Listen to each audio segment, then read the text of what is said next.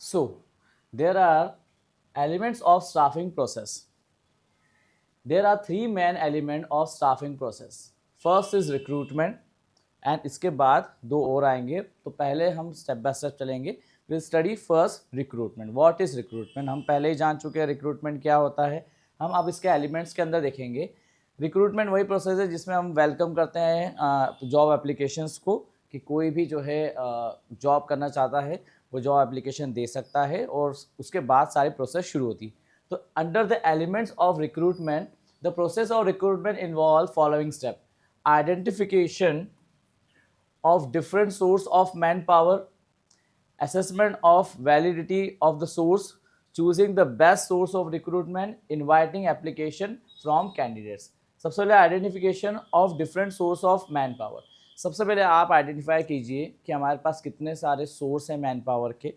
Then assessment of validity of the source. अब ये देखिए कि जिस सोर्स से हमने रिक्रूटमेंट लाया है, ठीक है, एप्लीकेशन आए हैं, ठीक है, वो वैलिड है या नहीं, वो हमारी ऑर्गेनाइजेशन के अकॉर्डिंग या हमारी ऑर्गेनाइजेशन से रिलेटेड या हमारी ऑर्गेनाइजेशन के लिए फ्रूटफुल या वैलिड है या नहीं. ओके, जब हमने देख लिया कि अकॉर्डिंग टू अस ये सही है, ये सही से रिक्रूटमेंट हो रहा है, दैन इट इज़ वैलिड.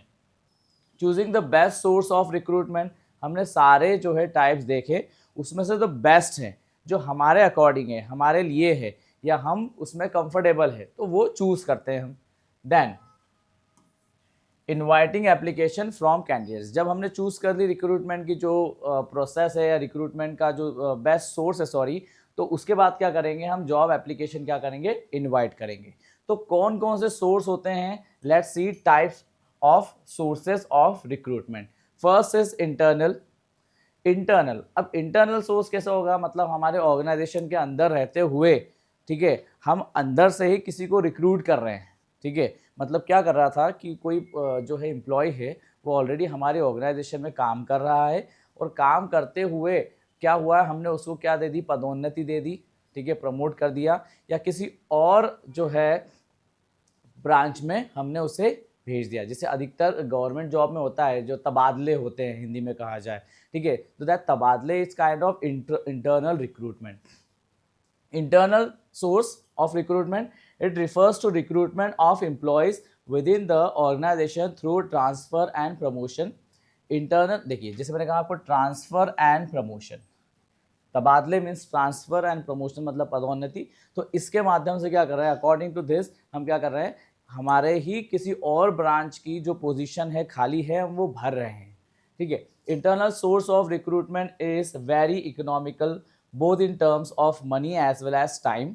ठीक है, money as well as time के नज़रिए से ये क्या है, बहुत ही फ्रूटफुल है, बहुत ही इकोनॉमिकल है, बहुत ही क्या है, सस्ता है. ठीक है, then promotion is a source of motivation for existing employee. अब देखिए हम क्या कहते हैं कि प्रमोशन जो है क्या होता है कि इससे जो एम्प्लॉय है उसका क्या होता है, मोटिवेशन होता है, अभिप्रेरण होता है जिसे हिंदी में कहते हैं.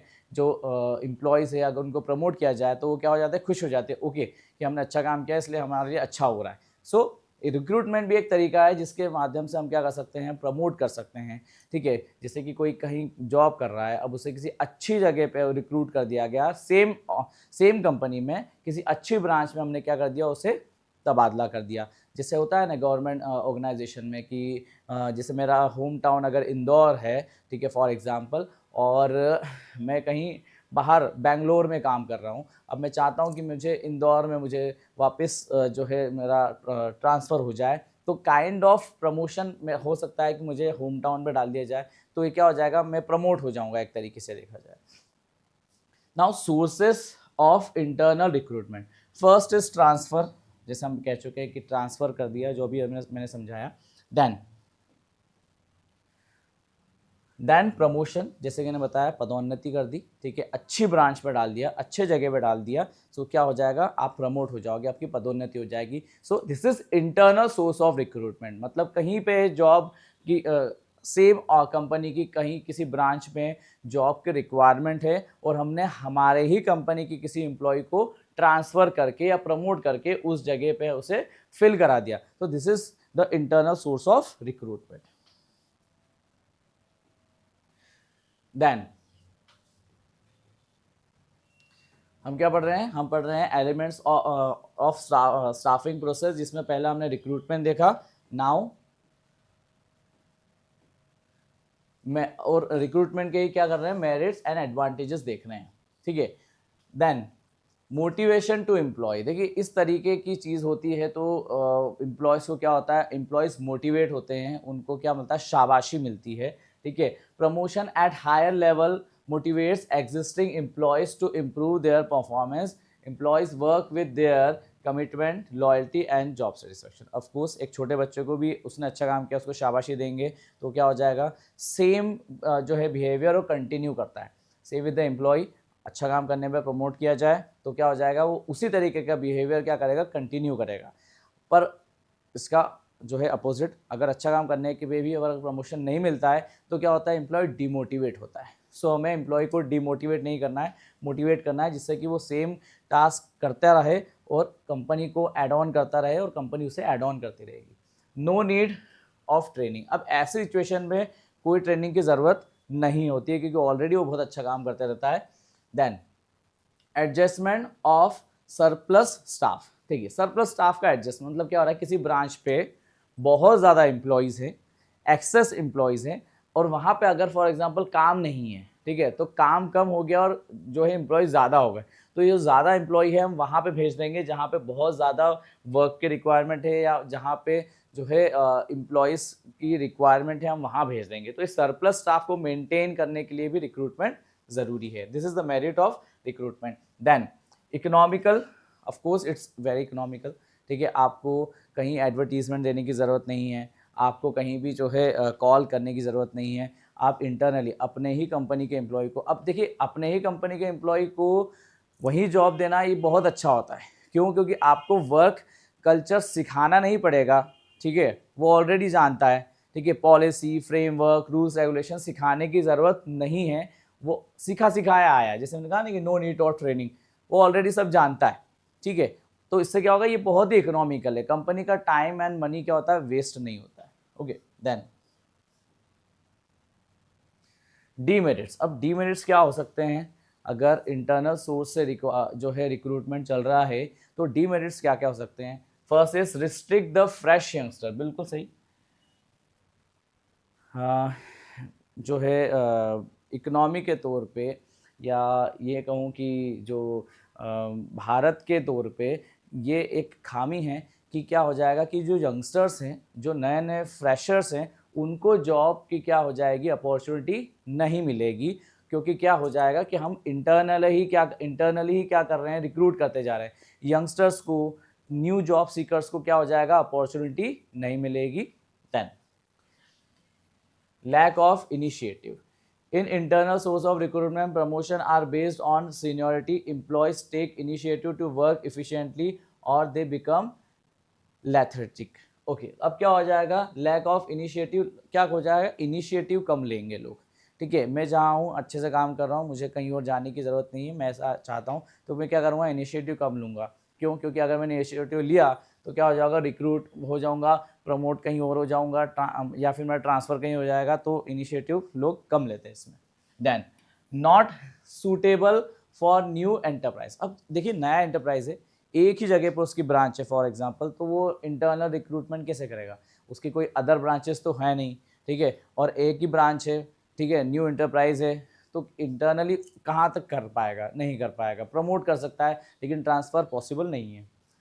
सो this is the demerit. Then lack of spirit of competition, competition की स्पिरिट क्या हो जाएगी, कम हो जाएगी। न्यू जो यंगस्टर्स आते हैं वो अच्छी कंपटीशन दे सकते हैं, उनमें क्वालिफिकेशन अच्छी खासी है, ठीक है, उनमें जो है क्या कह सकते हैं कि यंग ब्लड है काफ़ी, उनमें क्या हो जाता है कि एनर्जी होती है, तो एक कंपटीशन की कमी हो जाती है क्योंकि वही एम्प्लॉयज़ वहीं काम कर रहे हैं, एक ही कंपनी में काम कर रहे हैं, जो इनोवेशन है, क्रिएटिविटी है, वो कम हो जाएगी।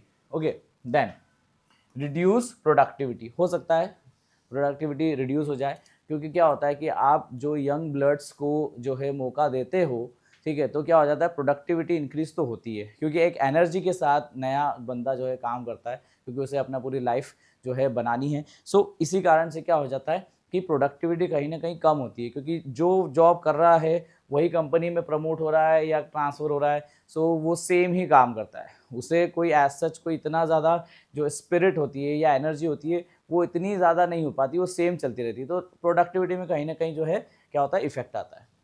These are the demerits of recruitment. Then external source of recruitment, हमने इंटरनल सोर्स पढ़ा, ठीक है, कि इंटरनली कैसे जो है रिक्रूट किया जाता है, अपनी ही ऑर्गेनाइजेशन के बंदों को अपनी ही ऑर्गेनाइजेशन में प्रमोट किया जाए या ट्रांसफ़र किया जाए। But now external source of recruitment, अब नाम से समझ में आ रहा है कि क्या कर रहे हैं हम, कंपनी के अंदर से नहीं, कंपनी के बाहर से ला रहे हैं एक्सटर्नल सोर्स, ठीक है, जैसे कि मैंने समझाया। Now sources of external recruitment, first is direct recruitment और रिक्रूटमेंट एट फैक्ट्री गेट, नाम से समझ में आ रहा है, एट अ फैक्ट्री गेट, ठीक है, लोअर लेवल या जो जो फैक्ट्री वर्कर्स है उनके लिए ज़्यादा होता है, ठीक है। Under this a notice is placed on the factory gate or a notice board of the factory gate of the of the company which specify the detail of the job available. The job seekers the job seekers who assembles outside the assembly gate on the specified date are selected on the spot, ठीक है। It is suitable for casual vacancies of unskilled laborers, ठीक है, जैसा मैंने बताया कि labour work जो करते हैं, ठीक है, या जो फैक्ट्री में काम करना चाहते हैं, फैक्ट्री वाले जो लेबर्स होते हैं, वो क्या होता है, फैक्ट्री गेट पे उनका रिक्रूटमेंट होता है, एक जो है पेपर चिपका दिया जाता है फैक्ट्री गेट पे या ऐसे ऑफिस पे जहाँ लेबर की रिक्वायरमेंट है, और वो देख के क्या हो जाता है, जो बाहर लेबर खड़ी है वो इंटरेस्टेड है तो वो काम करने आ जाती है। So first is direct recruitment और recruitment at the factory gate. Then casual callers, there are some applicants who submit the biodata in many companies personally, ठीक है, और by post or through internet for the job. Such applicants are called casual callers. An organization can maintain database, ठीक है। अब क्या होता है कि देखिए, जब जॉब सीकर्स होते हैं ना, तो वो क्या करते हैं, कंटिन्यूसली हर कंपनी में ईमेल, ठीक है, फैक्स या जो है लेटर, ठीक है, इस माध्यम से क्या होता है, अपना बायोडाटा डालते रहते हैं कि जब भी रिक्वायरमेंट होगी वो हमें कॉल कर लेंगे। सो इस तरीके की प्रोसेस को करते हैं कैजुअल कॉल।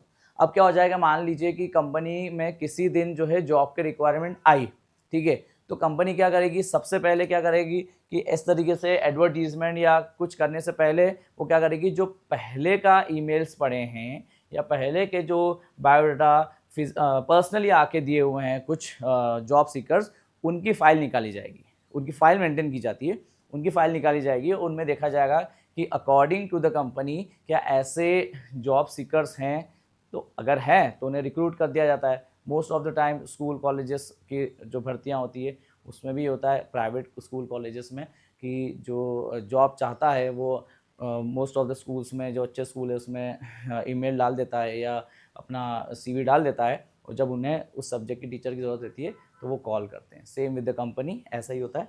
देन एडवर्टीजमेंट, काफ़ी interesting and very well known source है कि न्यूज़पेपर में, ठीक है, इस तरीके से न्यूज़पेपर या किसी सोशल मीडिया साइट पे लाइक फेसबुक, इंस्टाग्राम पे क्या करती है कंपनी, एडवर्टीजमेंट डाल के रखती है कि वी आर हायरिंग, ठीक है, इस तरीके के आप कैजुअली देखते हो न्यूज़पेपर में, स्पेशली क्लासिफाइड में या न्यूज़पेपर के थर्ड या फोर्थ पेज पे, ठीक है, दिया जाता है। तो ये क्या होता है, ये इसमें एकदम फ्रेश या जो जेन्युइन वर्कर होते हैं उनकी हमें क्या हो जाती है, उनके एप्लीकेशंस मिल जाते हैं। तो this is the advertisement, the external source of, under the external source of recruitment. उसके बाद एम्प्लॉयमेंट एक्सचेंज चलते हैं, ठीक है। ये इस तरीके की कंपनीज होती है जो कि क्या होती है, एम्प्लॉयज़ को प्रोवाइड करवाती है, ठीक है। कोई एम्प्लॉयमेंट एक्सचेंज है, आप जॉब सीकर्स हैं, आप वहाँ पे रजिस्टर्ड हो जाइए, ठीक है, आप वहाँ पे जो है क्या कहते हैं कि अपना सीवी दे दीजिए। अब ये जो एम्प्लॉयमेंट एक्सचेंज वाले होते हैं, ये क्या करेगी, हर कंपनी में जो है इनके कॉन्टैक्ट्स होते हैं, जिस भी कंपनी में ज़रूरत होगी उन लोगों को जिन्होंने वहाँ पे रजिस्ट्रेशन करवाया हुआ है, उनको वो नौकरी प्रोवाइड कर देती है, ठीक है। ये काफ़ी अच्छा सोर्स है, ठीक है। क्योंकि एम्प्लॉयमेंट एक्सचेंज के पर्सनल कॉन्टैक्ट्स होते हैं कंपनीज़ में, ठीक है। और कंपनीज़ वाले भी क्या करते हैं, इस तरीके का जो एम्प्लॉयमेंट एजेंसीज़ या एम्प्लॉयमेंट एक्सचेंज की कंपनीज़ होती है वहाँ पे क्या करते हैं, उनसे कॉन्टैक्ट्स करते हैं और जो बायोडाटा है वो इनवाइट करा लेते हैं और वहीं से ही कंपनी उन्हें कॉल कर देती है। तो employment exchange, then placement agency and management consultant, ये भी एक ही तरीके का है थोड़ा। In technical and professional job placement agencies are rendering their services for sake of various company. They compile biodata of large number of candidate. These agencies charges fees, ठीक है। उसी तरीके से है कि employment agencies, placement agencies, management consultant, consultancies, ये क्या होते हैं, ये प्राइवेट सोर्सेज होते हैं, ठीक है। ये क्या करते हैं, इसी तरीके से काम करते हैं कि ये सारे कंपनी से कॉन्टैक्ट्स रखते हैं और इधर जो है जो जॉब सीकर्स है उनसे भी कॉन्टैक्ट्स रखते हैं। जॉब सीकर्स जो है उनके एप्लीकेशन अपने पास रखते हैं, बायोडाटा अपने पास रखती है और जब जॉब निकलती है कंपनी में या कंपनी वाले इन प्लेसमेंट एजेंसी वालों को कॉल करते हैं तो क्या करते हैं, वो बायोडाटा को ट्रांसफ़र करती है। और साथ ही ये प्लेसमेंट एजेंसीज, मैनेजमेंट कंसल्टेंट या कंसल्टेंसीज क्या करती है, फीस चार्ज करती है। ओके, देन कैंपस रिक्रूटमेंट, ये काफ़ी फेमस, काफ़ी बहुत ज़्यादा यूज़ होने वाला जो है एक्सटर्नल सोर्स ऑफ रिक्रूटमेंट है। स्पेशली जो है इंजीनियरिंग कॉलेजेस में, एमबीए कॉलेजेस में काफ़ी होता है कि कंपनी सीधे कॉलेजेस में आके क्या करती है, कैंपस इंटरव्यू करती है। आपने 3 इडियट्स मूवी देखी होगी कि लास्ट में क्या होता है कि जो 3 इडियट्स में से जो एक फ्रेंड रहता है, ठीक है, वो क्या करता है, कैंपस इंटरव्यू में ही बैठता है, ठीक है, और उसका सिलेक्शन हो जाता है। वो आपने फेमस डायलॉग सुना होगा कि सर आप अपनी जॉब रख लीजिए, मैं अपना एटीट्यूड रख लेता हूँ, ऐसा नहीं बोल सकते, ये केवल मूवी थी। पर these are the campus recruitment. अधिकतर इंजीनियर और एमबीए कॉलेजेस में ये होता है, काफ़ी यूज़फुल है, ठीक है। नाउ रिकमेंडेशन ऑफ एम्प्लॉयज़, मेरा कोई फ्रेंड है कंपनी में, ठीक है, उस कंपनी में क्या निकली, रिक्वायरमेंट निकली, ठीक है। अब क्या करेगा वो, मेरा फ्रेंड्स मुझे कॉल करेगा, I am the job seeker, कि यार वहाँ पे कुणाल वहाँ पे जॉब के रिक्वायरमेंट है, ठीक है, मतलब मेरी कंपनी में जॉब के रिक्वायरमेंट है तो तुरंत अप्लाई कर दें। रिकमेंडेशन ऑफ एम्प्लॉय, ठीक है। अब वो एम्प्लॉय क्या करे, अपने बॉस को बोलेगा, इमीडिएट बॉस को बोलेगा कि देयर इज़ माय फ्रेंड, ठीक है, and he is seeking job for the same position, you may contact, this is his biodata.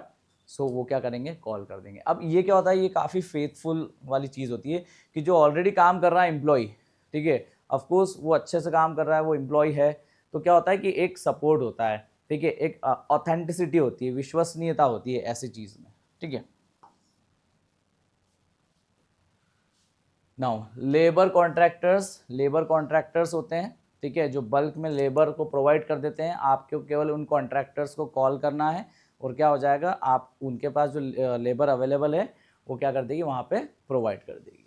Then advertisement on television, ठीक है, जनरली ऐसा होता नहीं है, आजकल टेलीविज़न पे कोई इस तरीके के एडवर्टीजमेंट नहीं आते हैं, पर स्टिल में पॉसिबल कर सकते हैं। देन वेब पब्लिशिंग, ठीक है, internet has becoming common source of recruitment as certain websites are specially design for providing information about job such as naukri.com। अच्छे से जानते होंगे आप, naukri.com पे आप रजिस्टर हो जाइए, ठीक है, आपको वो जॉब प्रोवाइड कर देंगे। और भी बहुत सारी वेबसाइट्स होती है, ठीक है। So these are the external source of recruitment, मतलब कंपनी के बाहर से कैसे आप क्या कर सकते हैं, रिक्रूटमेंट करवा सकते हैं। Then merits and advantage of ESE, external source of recruitment, इसका फुल फॉर्म है। अब क्या अच्छी बात है इन सब चीज़ों की, क्वालिफाइड पर्सनल। इस पर्सनल का मतलब क्या होता है, पर्सनल मतलब ह्यूमन रिसोर्स, ओके, स्पेलिंग पे ध्यान दीजिए, NNEL लिखा हुआ है, ठीक है। इसका मतलब क्या होता है, ह्यूमन रिसोर्स। जो व्यक्तिगत होता है उसकी स्पेलिंग क्या होती है, ठीक है, इसका मतलब होता है व्यक्तिगत, ओके, पर्सनल। लेकिन यहाँ पे ये नहीं है, यहाँ पे क्या है, NNEL मतलब ह्यूमन रिसोर्स, मतलब एम्प्लॉयज़। क्वालिफाइड एम्प्लॉयज़ मिलते हैं, क्वालिफाइड ह्यूमन रिसोर्स मिलते हैं ऑफकोर्स। आप एक्सटर्नल सोर्स से क्या मिलेगा, एकदम क्वालिफाइड, जो फ्रेश, जो जिनका कॉलेज हुआ है, ठीक है, ऐसे क्वालिफाइड पर्सनल, ऐसे क्वालिफाइड ह्यूमन रिसोर्स आपको मिल जाते हैं एक्सटर्नल सोर्स से। देन वाइडर चॉइस, बहुत सारी चॉइस होती है आज के टाइम पे, ठीक है, बड़े लेवल पे जो है इंटरव्यू कंडक्ट किए जाते हैं और बहुत सारे अच्छे जॉब सीकर्स, अच्छे क्वालिफाइड एंड टैलेंटेड पर्सन मिल जाते हैं आज के टाइम पे। जैसे हमारा भारत है, हमारे यहाँ बहुत सारे टैलेंटेड, बहुत सारा टैलेंट छुपा है एम्प्लॉयज़ में। तो ये क्या है, वाइडर चॉइस, कंपनी के पास एक वाइडर चॉइस होती है, ठीक है।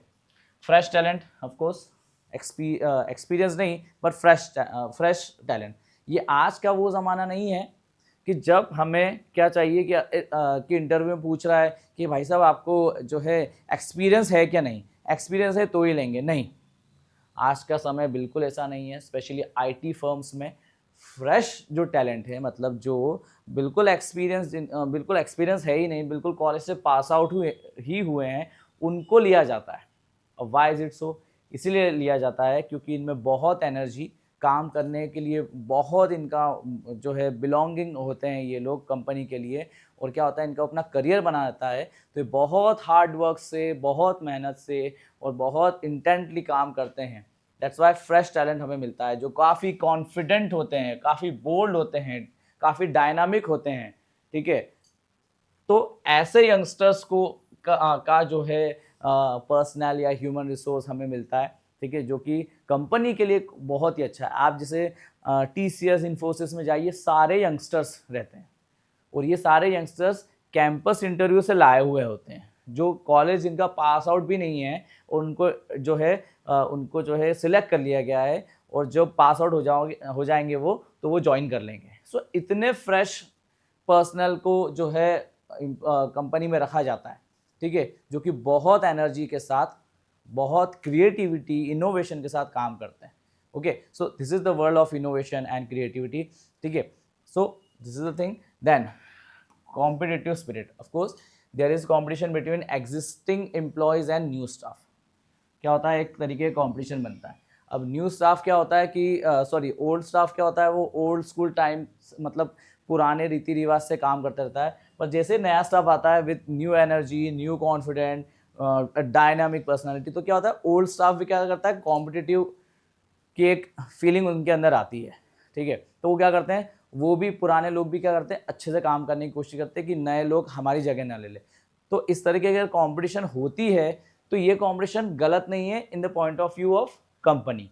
तो कंपनी के लिए तो अच्छी बात है कि एम्प्लॉयज़ में कॉम्पिटिशन है, ज़्यादा से ज़्यादा काम, अच्छे से अच्छा काम, हार्ड वर्किंग काम करने के लिए। सो कंपनी के लिए अच्छी बात है। So this is the merit of external source of recruitment.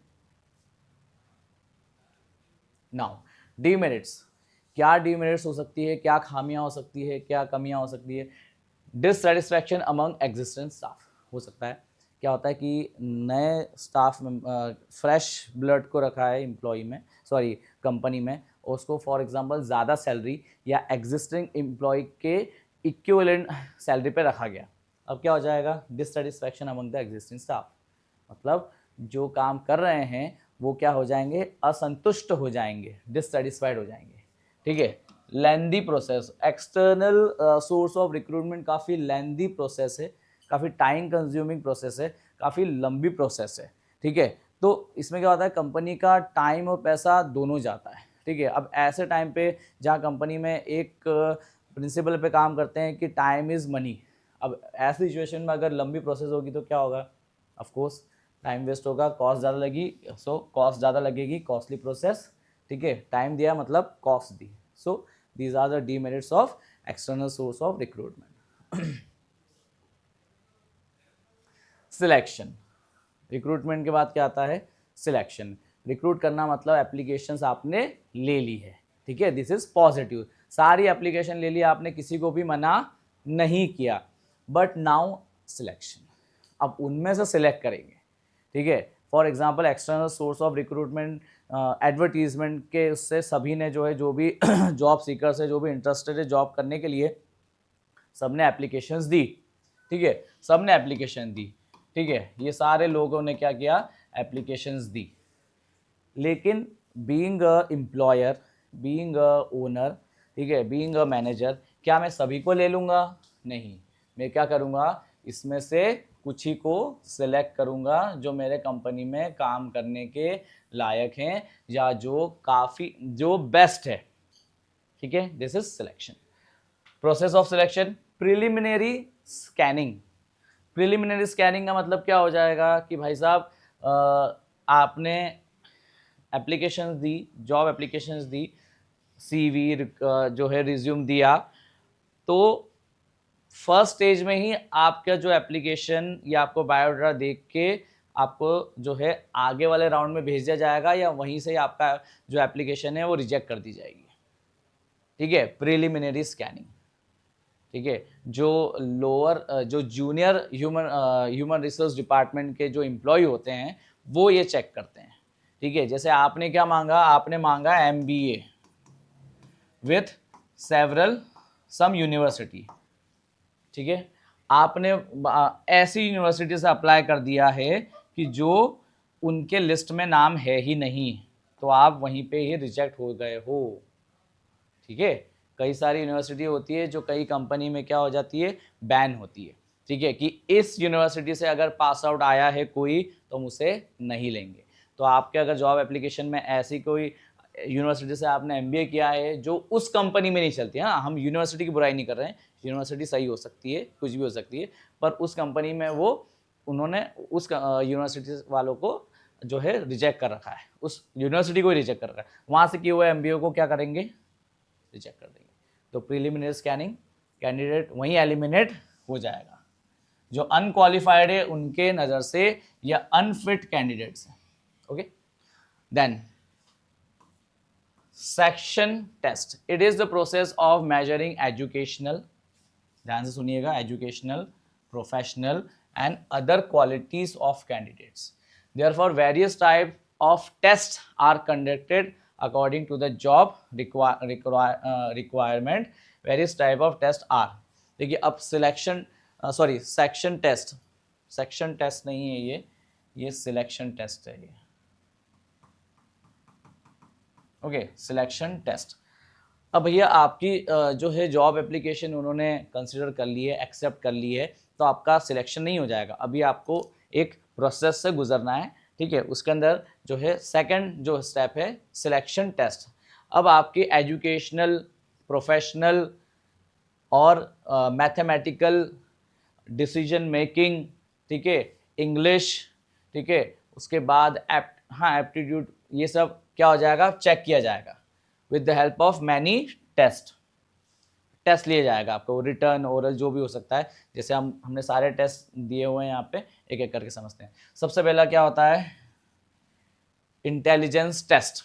It is an important psychological test for filling up vacancies at middle and top level management. It measures आएगा यहाँ पे, it measures measurement of, it is आएगा यहाँ पे, sorry, it is, ये भी सही है, it is measurement of intellectual abilities of candidates. Intelligent test आपका साइकोलॉजिकल टेस्ट, आपकी बौद्धिक क्षमता का जो है टेस्ट, आपके बौद्धिक क्षमता का परीक्षण, आप डिसीजन कैसे ले पाते हैं। ठीक है, उस बौद्धिक स्तर का या उस बौद्धिक स्थिति का जो परीक्षण लिया जाएगा, टेस्ट लिया जाएगा, वो इंटेलिजेंट टेस्ट लिया जाएगा, उसको इंटेलिजेंट टेस्ट कहते हैं। आपको केस स्टडीज़ दे दी जाएगी, आपको सिचुएशन दी जाएगी, आपका हो सकता है इंटरव्यू लिया जाए। जैसे आपसे फॉर एग्जांपल ये पूछा गया कि मान लीजिए आप गाड़ी लेके जा रहे हैं, ठीक है, टू व्हीलर लेके जा रहे हैं, आप जंगल में चले गए हैं, अब क्या होगा, आपका पेट्रोल ख़त्म हो गया, ठीक है, और आपका टायर भी फॉर एग्जांपल पंचर हो गया। अब ऐसी स्थिति में आप क्या करेंगे। ठीक है, सो इस तरीके कुछ क्वेश्चंस, ठीक है, मैंने एक एग्जांपल के तौर पर बता दिया, पर ऐसे क्वेश्चन जिसमें आपका बौद्धिक स्तर को नापा जाएगा। ठीक है, कि फॉर एग्जांपल जैसे IAS इंटरव्यूज़ में पूछा जाता है, आपका जो है IQ लेवल का टेस्ट किया जाता है। ठीक है, तो उसमें क्या होता है, जैसे क्वेश्चन पूछा जाता है कि आप जो है जो खिड़की है उस खिड़की पे चढ़ जाइए और कूद जाइए। ठीक है, अब चढ़ जाइए कूद जाइए तो वो क्या सोचेगा, बाहर कूदना है। लेकिन कोई ऐसे लोग जो अंदर कूद गए, केवल कूदने के लिए कहा गया था, ठीक है, तो आप अंदर कूद गए, सो यू आर सिलेक्टेड। तो आपका जो है बौद्धिक स्तर का क्या हुआ, टेस्ट किया गया, ठीक है। जैसे एक और इंटरव्यू में ऐसा पूछा गया था कि एक आईएएस के इंटरव्यू में हुआ था कि एक कैंडिडेट का जो है वो अंदर आया, ठीक है, तो उसने रुमाल से जो है अपना पसीना पोंछा था और रुमाल जेब में रखा, तो रुमाल का कुछ हिस्सा बाहर जो है विजिबल था, दिख रहा था। तो एक इंटरव्यूई ने पूछा कि व्हाट इज दिस,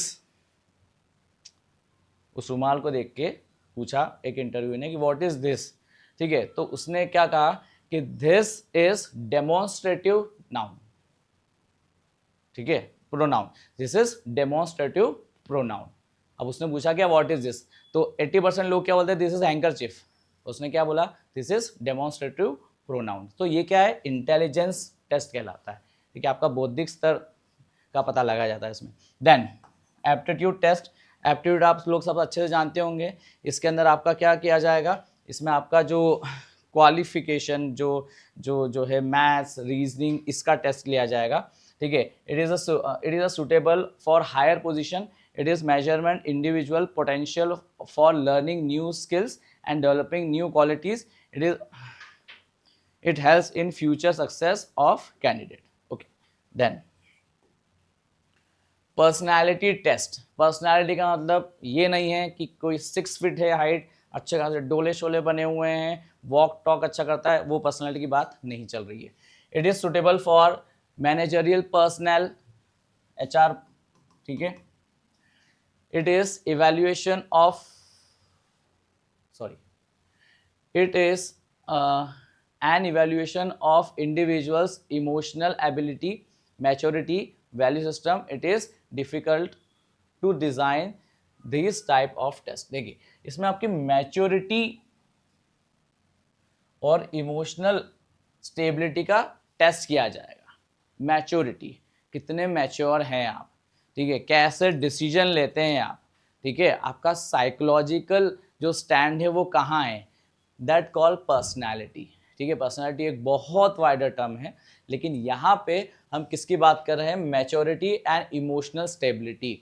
सिंपल सी बात है कि आप वर्क प्रेशर हैंडल कर पाएंगे या नहीं, ठीक है।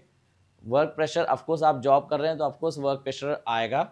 आप मान लीजिए मार्केटिंग का जॉब कर रहे हैं तो आपकी पर्सनैलिटी बहुत अच्छी होनी चाहिए, मतलब आपकी इमोशनल स्टेबिलिटी, मैच्योरिटी काफ़ी अच्छी होनी चाहिए। और भी बहुत सारे ट्रेड्स होते हैं पर्सनैलिटी में, पर अभी हम यहाँ पे इसकी बात कर रहे हैं। Then trade test, it is the measurement of technical and professional knowledge, it is suitable, ये एक ही है, ठीक है, कोई गैप नहीं है। It is suitable for middle and lower level job as the person concern should be professional in the job for which they are selected. Trade test, जिस काम के लिए आप कंपनी में आए हैं